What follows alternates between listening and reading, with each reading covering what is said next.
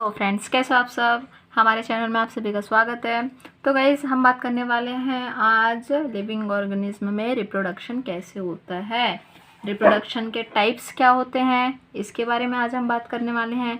Reproduction में कौन से प्रोसेस होते हैं उसके बारे में भी बात करने वाले हैं, और सेक्सुअल और एसेक्सुअल रिप्रोडक्शन के बारे में भी बात करते हैं। फिर गैमेट्स वगैरह के बारे में भी आज बात करना है, यानी कि जितने भी लिविंग ऑर्गेनिज्म हैं उनमें रिप्रोडक्शन का प्रोसेस क्या होता है, इसके बारे में आज हम बात करने वाले हैं।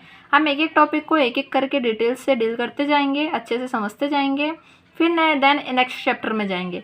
ठीक है गाइस, तो अब हम यहाँ पे चलते हैं। हमारा पहला जो आज का चैप्टर है, मतलब आप तो समझ गए होंगे पहला चैप्टर हमारा क्या है। हमारा पहला चैप्टर है रिप्रोडक्शन इन ऑर्गेनिज्म। ऑर्गेनिज्म में रिप्रोडक्शन कैसे होता है, इसके बारे में आज हम पढ़ने वाले हैं। तो हमें आज क्या क्या पढ़ना है ये भी हम देख लेते हैं। तो हमें पढ़ना है जीवों में जनन। जीवों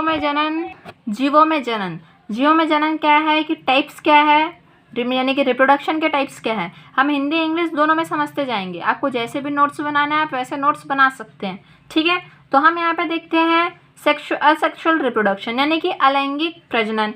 देन यहाँ पे आता है सेक्सुअल रिप्रोडक्शन, फिर आता है प्री फर्टिलाइजेशन इवेंट, देन आता है गैमेटोजेनेसिस। गैमेटोजेनेसिस क्या होता है इसके बारे में देखना है। गैमेट ट्रांसफर होता है। फिर फर्टिलाइजेशन, अब एग फर्टिलाइज कैसे होगा, किसी वुमेन के अंदर जब जाता है, फीमेल के अंदर जब स्पर्म जाता है तो फर्टिलाइज कैसे होगा, इसके बारे में देखते हैं। सेक्सुअल में भी और असेक्सुअल में भी देखना है क्या होता है, क्योंकि भाई फर्टिलाइजेशन होगा तभी तो बेबी होगा।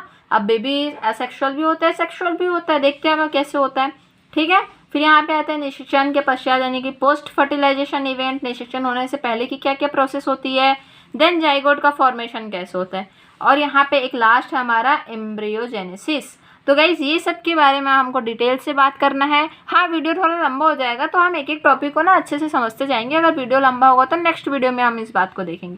ठीक है, तो पहले हम देखते हैं कि जीवों में जनन क्या होता है। जनन होता है पुरानी पीढ़ी के द्वारा अपनी ही तरह के नई पीढ़ियों के उत्पादन या जन्म देने की प्रक्रिया को रिप्रोडक्शन कहते हैं।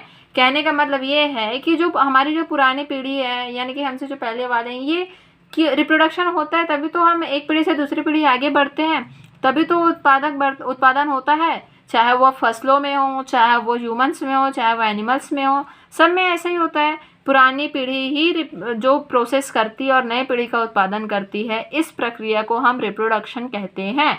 ठीक है गाइस, इसे हम क्या कहेंगे, रिप्रोडक्शन कहेंगे।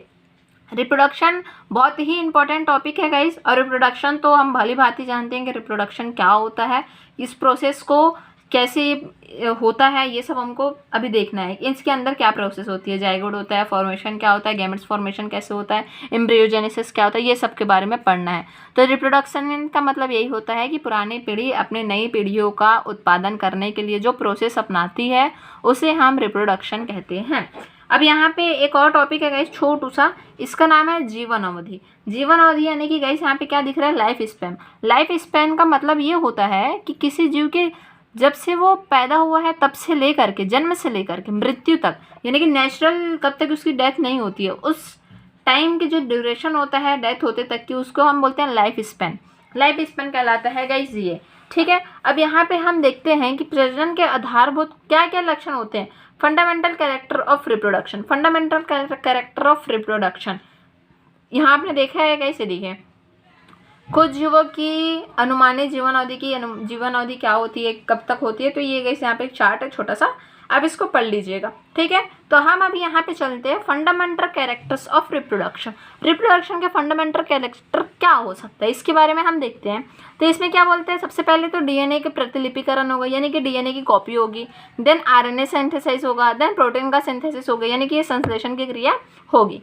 देन सेकेंड नंबर क्या बोलता है, केवल ये सिर्फ उसी में होगा जिसमें सेल का डिवीज़न हो सकता है, जिसमें सेल का डिवीज़न नहीं होगा उसमें कुछ नहीं हो सकता है। तो जिसमें सेल का डिवीज़न होगा वही जाइगोट और जो भी है अपना फर्टिलाइजेशन की प्रोसेस करेंगे। तो कौन से सेल्स में होगी गैस, तो यहाँ पे क्या दिखा रहा है, समसूत्री कोशिकाएं, अर्धसूत्री कोशिकाएं, यानी कि माइटोसिस, मियोसिस, इन सब में क्या हो सकता है, डिवीज़न हो सकता है और एक कोशिका विभाजित हो सकती है, ये कह रहा है ये। थर्ड पॉइंट क्या बोल रहा है, प्रजनन के लिए जननीय रचना, यानी कि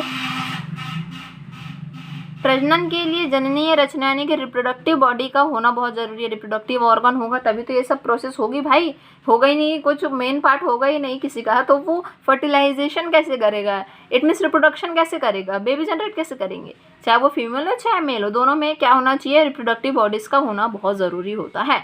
अब हम यहाँ पे क्या देखेंगे गाइज, ये तो हमारा ये डेफिनेशन लाइक हो गया ये। अब हम देखते हैं कि सेक्सुअल और असेक्सुअल क्या होते हैं, यानी कि प्रजनन के प्रकार।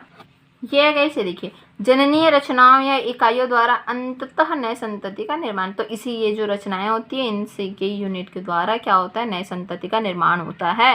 अब types of reproduction, types reproduction आप सभी को पता है, आप छोटी क्लास से पढ़ते आ रहे हो कि किसे कहा जाता है, सेक्सुअल रिप्रोडक्शन और असेक्सुअल रिप्रोडक्शन, ये दो ही होते हैं, अलैंगिक और लैंगिक। अब हमें ये देखना है कि लैंगिक में क्या होता है और अलैंगिक में क्या होता है।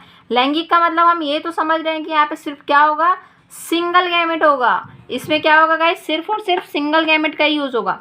किसमें, अलैंगिक में। सिंगल गैमेट यानी कि यूनिपेरेंटल, एक ही पेरेंट इसमें पार्टिसिपेट करेंगे, दो गैमेट्स इसमें जरूर, यानी कि दो पेरेंट इसमें पार्ट नहीं करेंगे, फीमेल और मेल पार्ट नहीं करेंगे, इसमें सिर्फ यूनिपेरेंटल ही होगा बोलता है, ठीक है। जबकि लैंगिक में क्या होता है, लैंगिक में दो गैमेट्स होते हैं, दो क्या बोलते हैं यहाँ पे बाई पेरेंटल होता है, मेल और फीमेल दोनों यहाँ पे होंगे। किसमें मेल और फीमेल दोनों होंगे, अलैंगिक प्रजनन में मेल और फीमेल दोनों की ज़रूरतें होती हैं। अब यहाँ पे हम थोड़ा यहाँ पे क्या देख लेते हैं, डिफरेंट देख लेते हैं, difference between sexual and asexual reproduction. तो यहाँ पे हम क्या देखते हैं, देखिए पहला क्या बोल रहा है यहाँ पे सेक्सुअल रिप्रोडक्शन में कि यह यूनिपेरेंटल ही होता है, यह हमें पढ़ लिया यूनिपेरेंटल ही होता है। सिंगल पेरेंट में ये सब दोनों ये हो गया, रिप्रोडक्शन की क्रियाएं होंगी, ठीक है। इनमें युग्मकों का निर्माण नहीं होता, देखिए इसमें युग्मक यानी कि गैमेट नहीं बनते हैं बोल रहा है, किसमें, असेक्सुअल में गैमेट्स नहीं बनते हैं। जबकि अब जस्ट अपोजिट सेक्सुअल में क्या होता है, बाई पेरेंटल होता है एंड देन इनमें युग्मकों का निर्माण भी होता है, जाइगोट फॉर्मेशन होता है। इसमें निषेचन की क्रिया नहीं होती, इसमें फर्टिलाइजेशन नहीं होता बोल रहा है, किसमें, असेक्सुअल में फर्टिलाइजेशन नहीं होती है। जबकि लैंगिक जनन में यानी कि सेक्सुअल में फर्टिलाइजेशन होता है। इनमें उत्पन्न होने वाली संततियाँ अपने जनकों के समरूप होती है, यानी कि same to same as it is वो उन्हीं के जैसे दिखेंगे। लाइक प्लांट कैसे दिखता है, हूबहू अपने पेरेंट के जैसे दिखता है। तो ये सब क्या हो जाता है, एसेक्सुअल हो जाता है। जबकि जो सेक्सुअल रिप्रोडक्शन होगा उसमें जो आनुवांशिक रूप से भिन्नता होती है, यानी कि उनके जीन्स में, उनके क्रोमोसोम में थोड़ी चेंजेस होती है, इसलिए वो हूबहू अपने पेरेंट्स के जैसे नहीं दिख सकता है। कैसे, सेक्सुअल रिप्रोडक्शन में। लाइक आप ही देख लीजिए, आप अपने हूबहू अम्मा पापा के जैसे नहीं दिखते हैं, आप में कुछ चेंजेस दिखाई देता है। तो ये सब किसकी वजह से होता है, ये रिप्रोडक्शन यानी कि जो हमारे जीन्स रहते हैं उसमें थोड़ी चेंजेस की वजह से ऐसा होता है, आनुवांशिकता चेंजेस के रूप में ऐसा होता है, ठीक है। तो 5 यहाँ पे क्या है, यह विकास के लिए महत्वपूर्ण नहीं होता है, यह और ये सेक्सुअल रिप्रोडक्शन क्या बोलता है, यह विकास के लिए अत्यंत महत्वपूर्ण होता है क्योंकि इससे संतति पीढ़ी में वेरिएशन देखने को मिलता है। कहने का मतलब ये है कि अगर हम यहाँ पे अब लौकी ही उगाएंगे तो लौकी जैसे ही सेम दिखेगा, जब तक कि हम उसमें आर्टिफिशियल कुछ चेंजेस, बाहर से कुछ चेंजेस नहीं करेंगे तब तक ही सेम एज इट इज आएगा। लेकिन जो सेक्सुअल रिप्रोडक्शन है यानी कि हम देखते हैं ह्यूमन सबसे अच्छा इसका एग्जाम्पल है। तो इसमें चेंजेस पीढ़ी दर पीढ़ी हमको दिखते जाती है, हमारी थोड़ी चेंजेस रहेगी, हमारे बच्चों की थोड़ी चेंजेस रहेगी, हमारे दादाजी थोड़े चेंज रहेंगे, ऐसा थोड़ा वेरिएशन देखने को मिलता है। क्योंकि हमारे किस में चेंजेस रहता है, बोलता है आनुवांशिक में चेंजेस रहती है, और ये बहुत ही महत्वपूर्ण है विकास के लिए। एज इट इज सेम दिखेंगे तो वो नहीं हो सकता है ह्यूमंस में, ठीक है, यानी कि सेक्सुअल रिप्रोडक्शन में ऐसा नहीं हो सकता। तो इसमें पीढ़ी दर पीढ़ी थोड़ी थोड़ी चेंजेस दिखने, वेरिएशन उत्पन्न होता ही है। अब यहाँ पे डिफरेंस देख लिए हैं गाइस, डिफरेंट देख लिए कि दोनों बीच क्या डिफरेंट है। और हम क्या पढ़े वहाँ पे कि क्या लिविंग ऑर्गेनिज्म का डेफिनेशन हम देख लिए हैं, जीवन अवधि देख लिए हैं, फिर फंडामेंटल ऑफ कैरेक्टर इसका देख लिए हैं। तो गाइस अब हम स्टार्ट करने वाले हैं इसका, नेक्स्ट वीडियो में हम देखेंगे सेक्सुअल रिप्रोडक्शन।